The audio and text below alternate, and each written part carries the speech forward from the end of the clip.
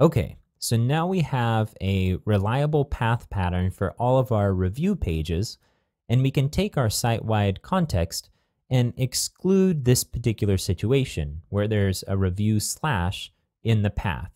So let's go to structure and then context, and we'll go to our site-wide context and click edit, and we'll scroll down and we'll add a condition for path.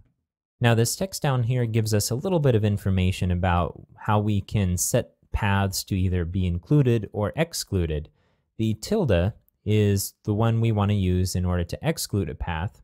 So we'll go ahead and add that first.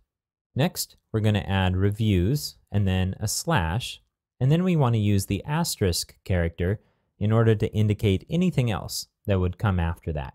So in addition to adding this condition, we also need to check this require all conditions. Because if we don't check this, then what it means is that the site-wide context will always trump any exceptions that are being made, because it will always return true. Path will always return true as long as we're not on a review page. And so we want to make sure that both of these result to true in order to trigger this context. So we're going to check require all conditions. One final thing that we should adjust here is that we've actually changed the nature of this context, and so we should change the description. Instead of saying site-wide, it should say site-wide, except for review pages.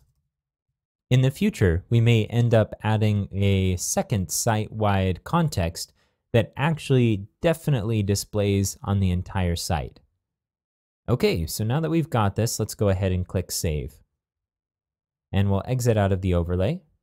And notice that on our review page, the mini panel here has been removed. If we go to the home page, we should see that mini panel displaying, and we do. So I'm going to click back to go back to the review page.